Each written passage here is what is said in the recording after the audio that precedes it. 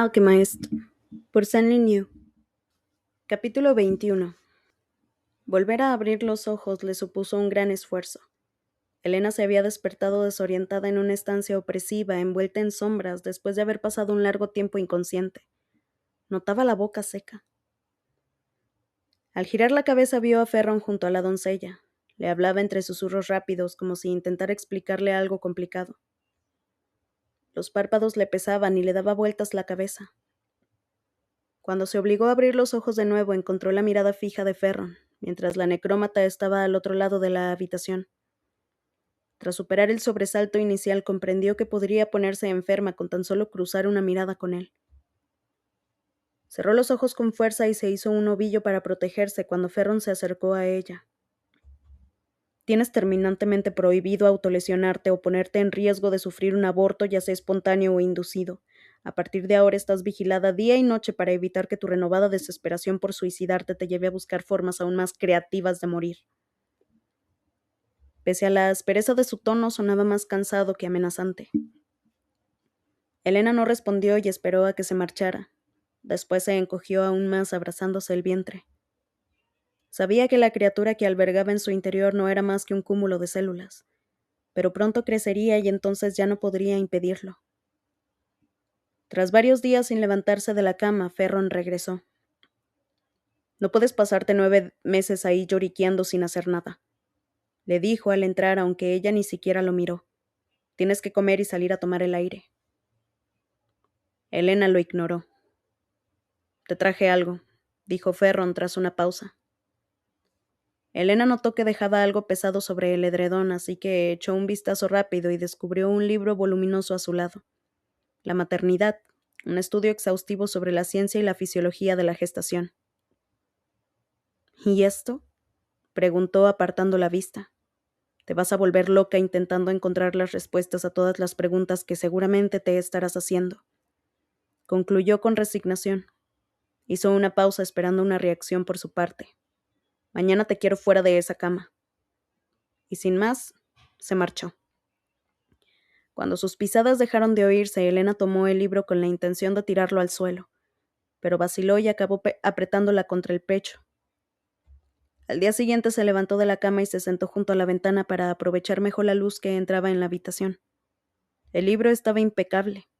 El lomo encuadernado en piel crujía al levantar la cubierta y las hojas todavía olían a aceite de máquina y tinta.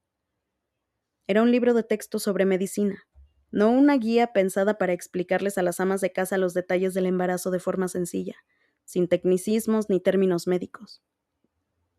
Cuando Ferron regresó ya había leído unos capítulos. Elena se aferró al libro de manera instintiva, pero él se limitó a observarla con atención.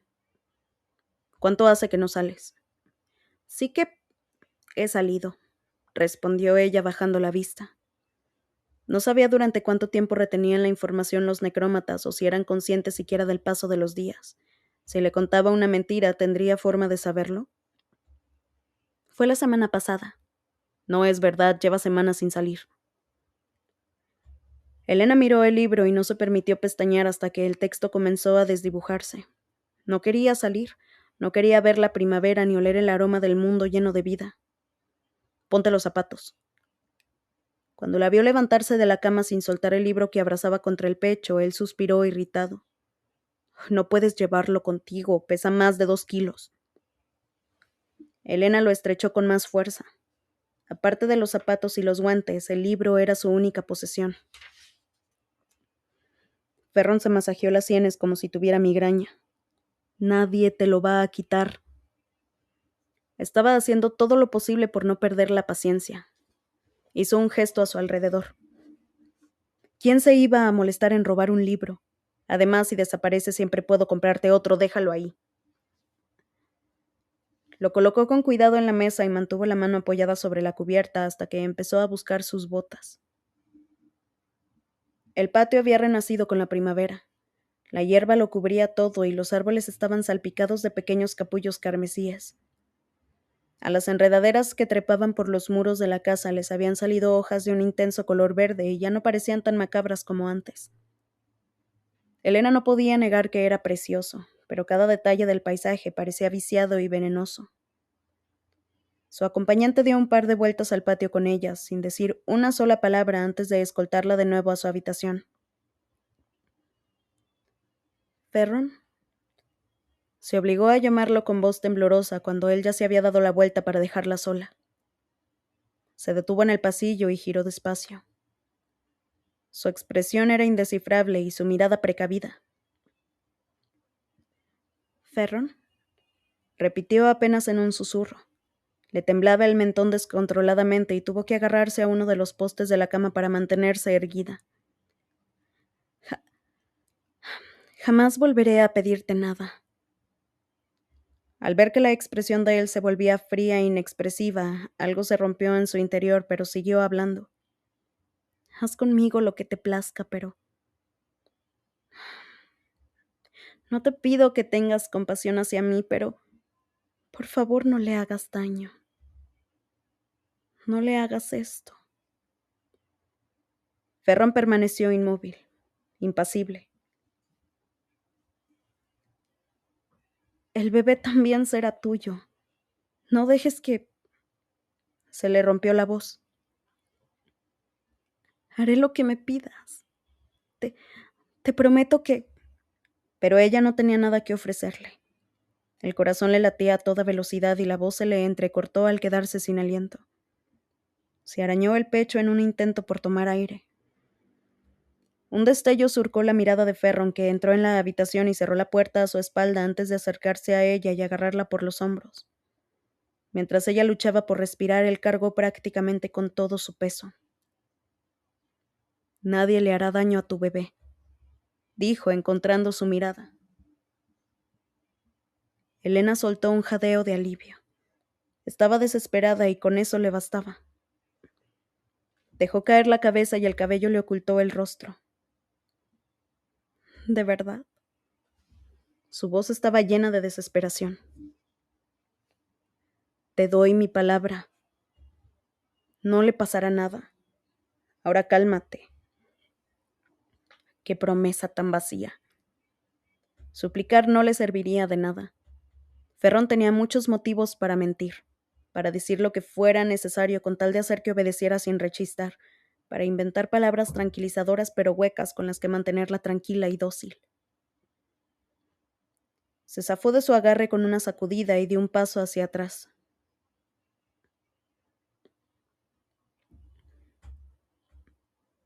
Me vas a decir todo lo que quiera oír, ¿verdad?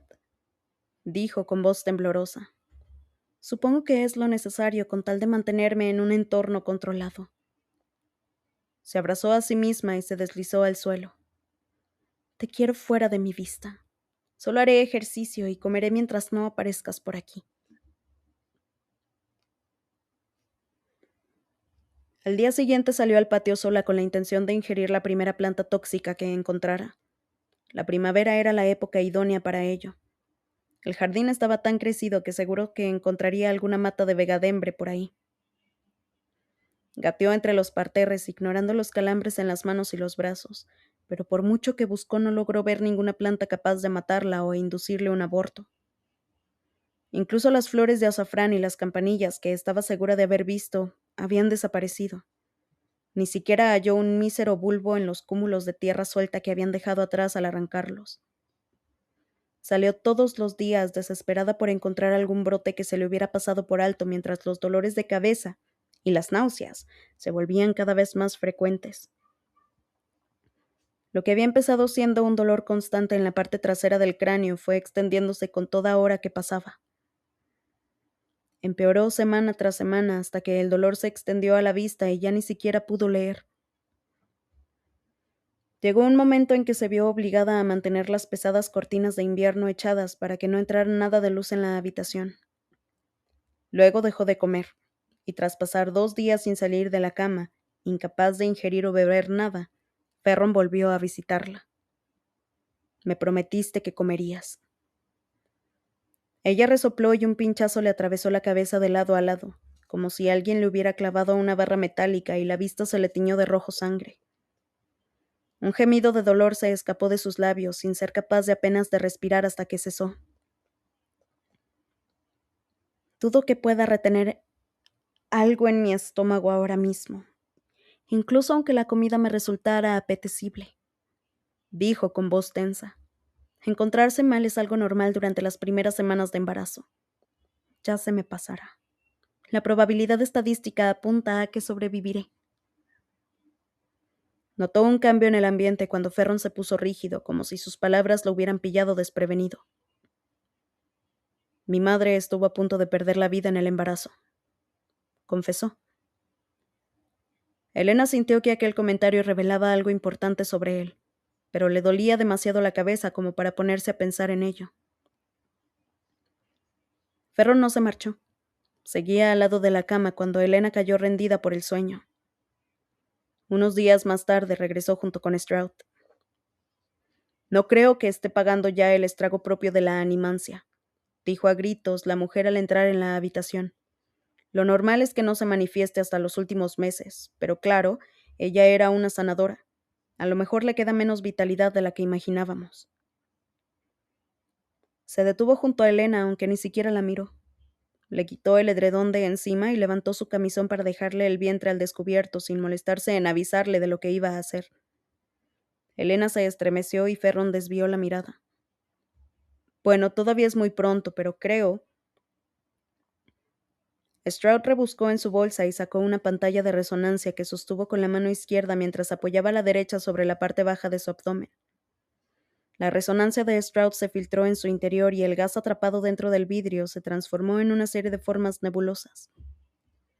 En el espacio negativo que dejaban se apreciaba algo pequeño que palpitaba tan rápido que casi parecía aletear. Elena se le quedó mirando, abrumada. Ahí está, dijo Stroud complacida. Su heredero. No, perdón. Se corrigió. Supongo que lo más acertado sería referirnos a la criatura como su progenie. Ferron se había quedado blanco. Todo parece ir bien, añadió apartando la mano del vientre de Elena. No detecto ninguna irregularidad. ¿Ha comprobado el estado de su cerebro últimamente? Él negó con la cabeza y Stroud chasqueó la lengua, pero asintió. Dadas las convulsiones que ha sufrido, lo mejor será no alterar su situación en este momento tan delicado. Posó una mano sobre la cabeza de Elena para enviar una ola de resonancia mínima y ésta se estremeció de dolor. Si de verdad es una animante, sospecho que los dolores de cabeza son autoprovocados, así que no hay mucho que podamos hacer al respecto. Viendo el lado positivo, también cabe la posibilidad de que estimulen su cerebro y le devuelvan la memoria. ¿Qué quieres decir con eso?, preguntó Ferron con suspicacia. Stroud volvió a cubrir a Elena con el edredón. Si el sumo nigromante está en lo cierto, ella internaliza su resonancia para bloquear sus recuerdos, y todo apunta a que dedica una buena parte de su energía de mantener la barrera en pie, lo cual no es muy eficiente y explicaría lo aletargada que está siempre. Ahora que está embarazada, no tiene la fuerza suficiente para sustentarse, sobre todo si el embrión es también un animante. El sumo nigromante afirma que nació con un poder tan desmedido que consumió hasta la última gota de vida de su madre mientras todavía estaba en su útero, y que nació cuando se disponían a quemar su cadáver en la pira funeraria. Tendremos que asegurarnos de mantenerla con vida. Con un poco de suerte conseguiremos tanto al bebé como sus recuerdos antes de que sucumba al estrago. ¿Y por qué no me habías contado nada de esto hasta ahora? La voz de Ferron era tan afilada como una cuchilla. Stroud se encogió de hombros con incomodidad. Tampoco tengo mucha información al respecto. Le lanzó una mirada maliciosa. Debería preguntárselo a su padre. Ya sabe que aquí el experto es él. Una expresión indescifrable surcó el rostro de Ferron. En este caso concreto no creo que esté dispuesto a cooperar. Bueno, ahora mismo lo único que puedo hacer es ponerle una vía intravenosa. Cuando Stroud se marchó, Ferron permaneció en la habitación.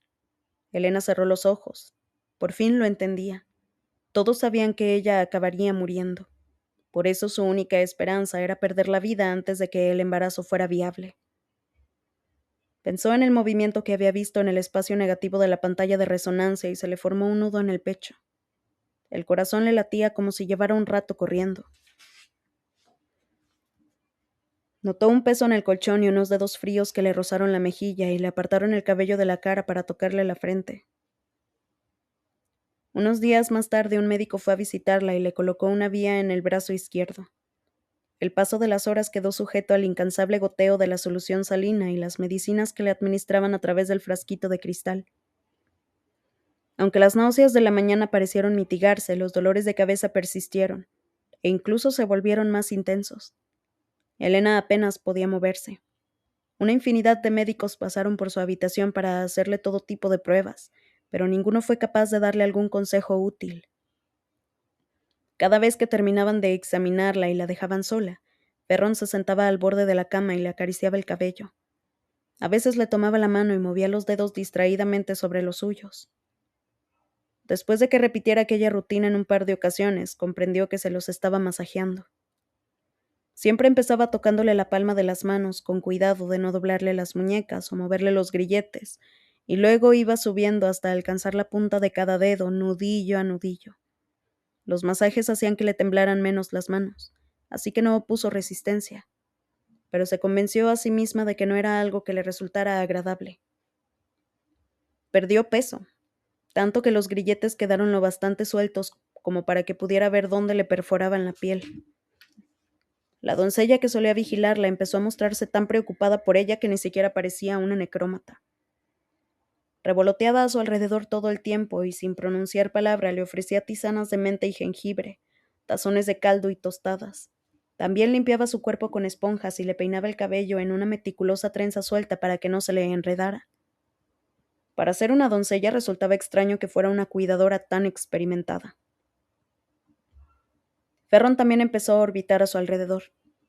Todavía tenía que ausentarse para salir a cazar y encargarse de las tareas que Morrow le asignaba, pero pasaba mucho más tiempo en su habitación que antes. En más de una ocasión había ido a verla cubierto de suciedad, pues prefería asegurarse de que estaba viva antes de asearse. Nunca hablaba ni se encontraba con su mirada, pero permanecía a su lado constantemente. A veces la acompañaba durante horas, sujetando una de sus manos entre las suyas, como si eso fuera a impedir que la joven se desvaneciera. Stroud volvió a visitarla en un momento en que Elena apenas estaba consciente. Le oyó decir que no había esperado que sufriera el desgaste de la vivemancia tan temprano, y que la culpa era de las barreras que la transmutación había creado en su cerebro. Además, se quejó de que era demasiado pronto para asegurar cierta viabilidad al embarazo. Mencionaron a Atrus de nuevo. Elena soñó que la luna iluminaba la estancia, pero en realidad su luz emanaba de Ferron en vez de entrar por la ventana. Estaba sentado a su lado y sus ojos desprendían un misterioso brillo plateado. Había vuelto a tomarle la mano, pero en aquella ocasión se la había llevado hasta su pecho para que ella sintiera su pulso. No podía evitar pensar que algo iba a suceder, pero finalmente nada cambió. La sensación de vacío que se le había abierto en las muñecas era un pozo sin fondo. Se sentía como un reloj de arena cuyos últimos granos estaban a punto de caer. Casi se le había agotado el tiempo y notaba cómo la vida se le escapaba de entre las manos. La realidad dio un vuelco cuando alguien tiró de ella y la estrechó con fuerza. Quédate conmigo. Por favor, quédate conmigo. La luz se hizo más intensa y una sensación de lo más extraña se adueñó de Elena. Fue como si una chispa prendiera en su interior. Una chispa que le resultaba familiar, pese a que estaba segura de no haber experimentado nada igual antes. Esa constante tirantez que notaba en el pecho, como si de una cuerda a punto de romperse se tratara, desapareció poco a poco. Cerró los ojos, tomó con esfuerzo una bocanada de aire y el sueño se disipó por completo. Elena se despertó sobresaltada, presa del pánico. Se incorporó sobre la cama y se tambaleó cuando la estancia comenzó a dar vueltas a su alrededor. Haciendo de tripas corazón, se arrancó la vía del brazo y se bajó de la cama con torpeza. Tenía que hacer algo importante. Las piernas estuvieron a punto de ceder al tocar el suelo, pero consiguió mantener el equilibrio. También ignoró el latigazo de dolor que le recorrió los brazos. Sentía que tenía algo que hacer. ¿Pero qué era? No lograba recordarlo. Estaba esperando. Debía estar preparada para... Pese a que estaba segura de que las respuestas que buscaba se hallaban en la punta de la lengua, todavía se le escapaban. No te desmorones. Había prometido. ¿Qué había prometido? Piensa, Elena. Había llegado el momento de recordar. Se llevó las manos a las sienes. Unos puntitos rojos le salpicaban la visión mientras el dolor crecía y crecía hasta ser más grande incluso que ella. De pronto tenía a Ferron delante. ¿Qué estás? Estoy esperando. Clavó la mirada desencajada en él. Prometí que esperaría. El dolor le atravesó el cerebro de un extremo a otro y el mundo se partió en dos. Cuando se le despejó la vista, Ferron seguía a su lado, pero el gris de sus ojos se había vuelto opaco, y las sombras que envolvían la estancia le obscurecieron el cabello cuando se lanzó por ella. Elena retrocedió instintivamente y buscó a tientas algo que... Pero Ferron se desvaneció. La habitación se fragmentó. Ylva Holdfast estaba de pronto sentada ante ella y la miraba con expresión tensa. Estamos perdiendo la guerra. Antes de que tuviera oportunidad de contestar, Ylva había vuelto a esfumarse. Elena caía. No, no caía. Ferron la sujetaba por el cuello y la golpeaba contra el suelo. La miraba con los ojos entornados. Un torrente de agua fría le llenaba la boca. Todo se volvió oscuro, gélido. Estaba sumergida. Veía a Luke que se arañaba la garganta y al hacerlo provocaba unos surcos sanguinolentos en la piel. He cometido un error. Laila, que llevaba el cabello muy corto, lloraba hecha un ovillo contra la pared. ¿No crees que merezco una recompensa? Algo con lo que calentar este frío corazón. Un beso brusco durante el que se vio presionada contra una pared. Parece satisfecha de haberte vendido como una puta barata. La enfermera Pace la miraba por encima del hombro. La pérdida de Laila Bayard no será la única que sacudirá los cimientos. Lo sabes, ¿verdad? Eres mía, juraste serlo. Alguien le había gruñido esas palabras al oído. Si consigues lo que te propones, me temo que acabarás destruyendo la llama eterna en lugar de salvarla. Jan Crowther, vivo de nuevo, la miraba con los ojos entornados por la rabia. Lo siento haberte hecho esto. Elena lloraba. Cuando Ferron reapareció con el rostro rojo por completo de la ira y ese sobrenatural brillo plateado iluminándole los ojos, el entorno de Elena se fragmentó. Te lo advertí. Como te pase algo malo, me encargaré personalmente de reducir la llama eterna a cenizas. Y es una promesa, no una amenaza. Ten en cuenta que tu supervivencia es tan indispensable como la de Holdfast. Si tú mueres, mataré a todos los miembros de la Resistencia. Fue como si estuviera cayendo. El pasado quedó libre, inundó su mente y se la tragó entera.